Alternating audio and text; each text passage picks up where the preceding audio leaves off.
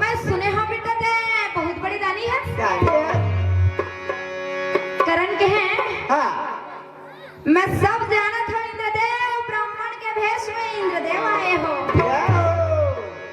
इंद्रदेव के हैं मैं तो सुने रहे हैं बहुत बड़ी दानी है। लेकिन बेटा ते तो अंतर्यामी खलो है। कहे तो वो कवच कुंडल बाचे है ना। मैं वही लेके बनाए हो। करण जो रहा कवच कुंडल उतार के और देश ना तो इंद्रदेव जो रहा बोला धर के तब चले के तैयारी करे।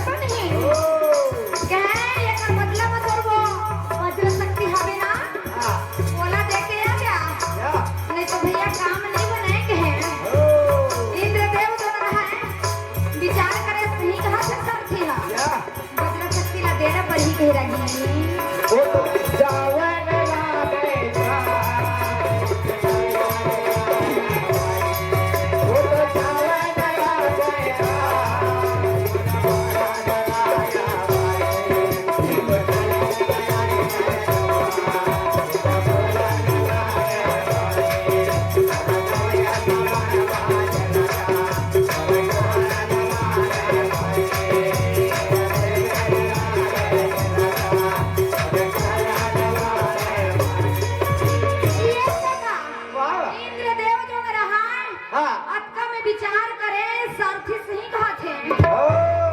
करन ला कुछ देखे नहीं आहू ना।